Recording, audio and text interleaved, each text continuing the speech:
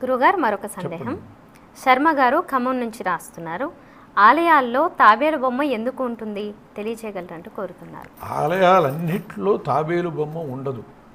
విష్ణుఆలయాల్లో తాబేలుతో సంబంధం ఆయన కూర్మావతారం కాబట్టి కానీ కూర్మ యంత్రం కోసమని తాబేలు. కూర్మ యంత్రం అంటే ఏమిటంటే అనుష్ఠానాలు చేసేటటువంటి దానికి కానీ అట్టాగే స్థితి కానీ కూర్మం ప్రధానమైనటువంటిది కాబట్టి అందుకోసమని కూర్మాన్ని ఉంచుతారు. ఇటీవల ఇళ్లలో కూడా తాబేలు బొమ్మలు పెట్టడం, లక్ష్మీదేవి దగ్గర ఉంచటం, అట్లాగే నీళ్లలో పూలు పెట్టి ఇళ్ల ముందు పెట్టడం, ఇలాంటివన్నీ కూడా ఏవో ఇతర దేశాల వాళ్ళ యొక్క విధానాలని బట్టి ఇంకా కొన్ని ఆచరిస్తున్నారు. కానీ తాబేలు అనేటటువంటిది కూర్మ యంత్రం కోసమని ఉంచుతారు, అదొకటి. కూర్మావతారం కోసమని ఉంచుతారు ఒకటి. అది పీఠస్థానం కూర్మం అనేటటువంటిది.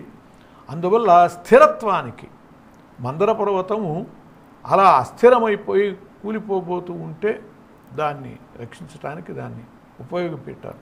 అట్లా ఈ కూర్మ యంత్రాన్ని ఉంచటం వల్ల స్థిరత్వం ఏర్పడుతుందని కూడా కూర్మాన్ని ఉంచుతూ ఉంటారు. ఆ కూర్మాన్ని ఇళ్లలో పెట్టుకోవటం వల్ల కూడా సంపత్ సిద్ధి అని చెప్పి కొన్ని ఏవో ప్రకరణాలు చెబుతూ ఉండటం వల్ల దాన్ని కూడా పాటిస్తూ ఉన్నారు.